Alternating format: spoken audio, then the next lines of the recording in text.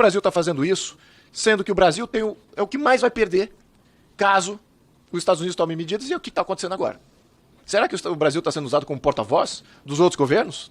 Eu gostaria de entender a sua posição, porque não faz sentido nenhum para o Brasil bravatear sem ter nenhum preparo.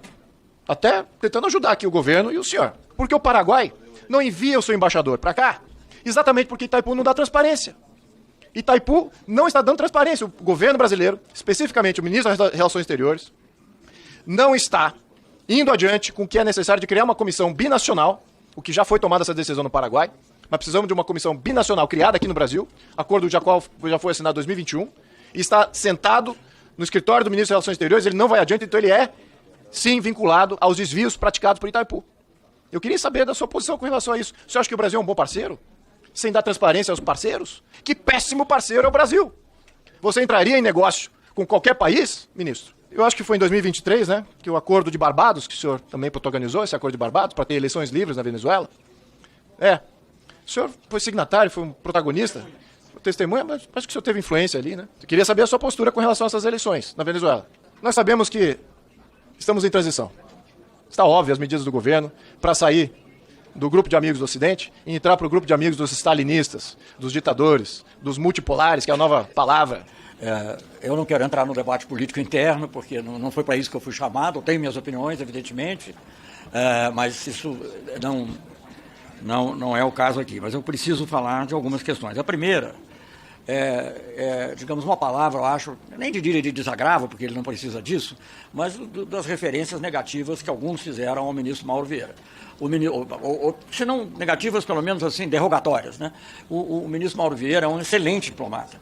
Ele foi um grande embaixador, foi embaixador em Buenos Aires, foi embaixador em Washington, foi embaixador na ONU, foi só no último governo que ele foi mandado para um país europeu, que não é tão próximo de nós, digamos assim, país da Europa Oriental. E foi ministro de Estado também no governo da presidenta Dilma Rousseff. Eu conheço, ele foi meu chefe de gabinete, uma vez formalmente mesmo, durante o governo Lula, e já tinha sido o meu chefe de gabinete meio informal, porque o chefe de gabinete que eu tinha era mais um intelectual, assim, que dava opiniões, como eu. Dava opiniões, mas que na hora de resolver o problema concreto, o Mauro Vieira era sempre necessário. Então, eu quero dizer, e essa não é uma opinião minha, não, essa é uma opinião do presidente da República, porque se o presidente da República quisesse, ele poderia ter me convidado para ser ministro. Ele convidou o Mauro Vieira porque achou que ele era o mais adequado para o momento, e ele é mais adequado e tem sido um excelente ministro. Por exemplo, só para entrar numa questão, por exemplo, essas questões que dizem respeito a Itaipu, que foram levantadas pelo deputado Luiz Bragança, eu não sei nenhuma delas em detalhe.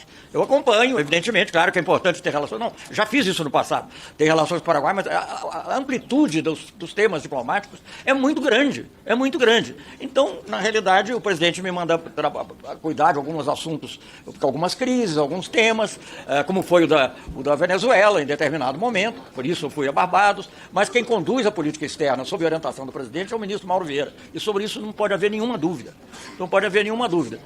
Talvez eu, pela minha idade, tenha mais liberdade de falar, um pouco menos cauteloso, e isso possa dar uma impressão falsa. Mas, obviamente, eu não posso concordar com nenhuma dessas questões. E sempre, em todos os assuntos, a nossa coordenação tem sido perfeita. Eu, na realidade, me sinto conselheiro do presidente e conselheiro do Mauro também, porque eu tenho 63 anos de ligação com a vida diplomática. Né? Passei por vários governos, fui ministro do governo Itamar Franco, fui embaixador do presidente Fernando Henrique Cardoso, em postos cruciais. Então eu procuro defender o interesse do Brasil. Claro que a gente pode discordar, e é por isso que eu vou tentar dar algumas respostas aqui ao que foi falado. Não sei se vou... agradeço até os que se referiram da discordância com gentileza e respeito, que é como eu também pretendo tratar. Agora, eu vou responder algumas das questões que eu não sei se eu vou poder receber todas. Bom, com relação à Venezuela eu já falei muito, mas o nosso objetivo aqui era tentar pacificar. Nós mantivemos um diálogo muito importante com o presidente Chávez. E graças ao... Aliás, não foi sozinho. O presidente Lula, quando propôs um grupo de amigos da Venezuela, ele propôs e foi imediatamente aceito por todos, inclusive pelos Estados Unidos. O Colin Powell, na época, eu fui a uma missão na OEA, ele deu uma entrevista coletiva comigo para vê-se que aquela era a solução, porque o grupo de amigos foi que permitiu que houvesse um referendo revocatório, enfim, uma longa história. Eu não estou dizendo que você não precisa concordar com todo mundo, nós tínhamos uma boa relação com o Uribe, ele agora até está condenado por corrupção, mas ele era de extrema direita, de direita, vamos dizer, não sei se é extrema direita, mas vinha aqui, cada vez que ele tinha um problema, ele não ia para Washington, ele vinha ao Brasil, porque ele sabia quem podia conversar com o Chaves e ajudá-lo a resolver um problema lá na fronteira, ou do que ele dizia que era apoio às Farc, sei lá, era o Brasil, não era os Estados Unidos. Até hoje a gente ouve, às vezes ouve, digamos assim, em voz baixa, porque as pessoas têm muito medo de ser punidas, mas houve até de autoridades americanas que o único país que pode ajudar numa solução da Venezuela é o Brasil. Mesmo nos Estados Unidos tem duas linhas. Os Estados Unidos tem um enviado especial do presidente Trump negociar o petróleo, lá tem troca prisioneiros ou outras questões, e vai um outro dizer que tem que praticamente invadir, não sei se usou essa palavra, mas enfim, que é colocar força militar. Então, essas questões da diplomacia não são questões simples, não são questões só como escolher um time de futebol. Então a gente tem que entender com quem a gente pode conversar. Aliás, o Kofi Annan, que foi secretário-geral da ONU, ele dizia uma frase que eu gosto muito, eu acho que é um grande ensinamento. É preciso a gente saber conversar com os adversários. Com os amigos não precisa, é só ir seguindo, fazendo e tal, vai tudo mais ou menos. Então eu acho que é preciso ter esse tipo de relação. E eu acho que a gente tem que ter esse tipo de relação. Houve uma referência à capa que eu escrevi ao Hamas, eu não sei se eu estava certo ou errado, mas naquele momento, em primeiro lugar é o seguinte, a maioria da população na Palestina, incluindo na Cisjordânia, apoiavam o Hamas. E aquilo era um processo de negociação de paz. Como é que você poderia trazer esse processo para uma coisa mais importante, que era o reconhecimento do Estado de Israel? Era esse o nosso esforço.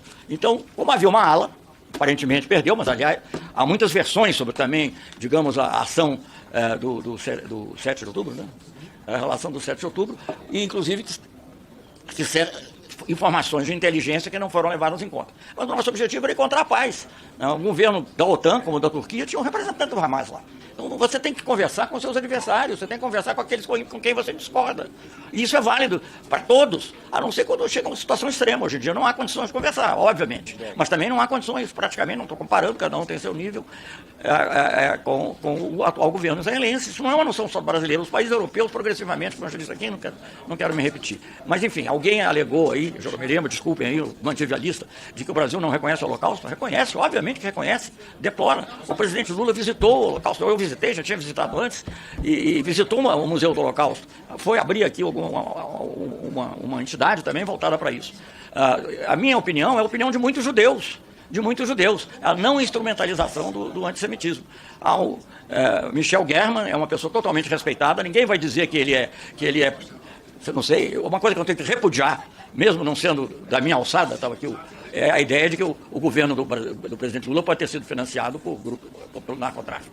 Isso aí eu tenho que repudiar, mesmo sendo um assunto fora, digamos assim, da minha alçada. Isso não tem condições. Então nós temos procurado dialogar com todos. Eu digo que hoje em dia é muito difícil, mas não foi assim. Eu tive com o Ariel Sharon, pouco depois da retirada das... Estou me estendendo muito, você me fala, mas é porque... Pouco depois da retirada dos assentamentos em Gaza, foi uma conversa normal. Discordamos em muitos pontos, concordamos em outros, mas havia diálogo. Hoje em dia não há. Hoje em dia não é só o Brasil. Não é o Brasil, os países, crescentemente, países europeus, a Alemanha, que coloca isso como uma questão de Estado, diz que não vai vender armas que possam ser usadas em Gaza. Né? Sem falar em vários países que tomaram a decisão recente de Espanha, França, Eslovênia, Irlanda, não vou lembrar de todos, de reconhecer o governo palestino. Então, a nossa posição sempre foi uma posição pelo diálogo, sempre foi a favor do diálogo, sempre foi a favor do reconhecimento de dois Estados, vivendo em segurança um com o outro, e vizinhança, e de maneira viável. Essa sempre foi a nossa posição e não mudou.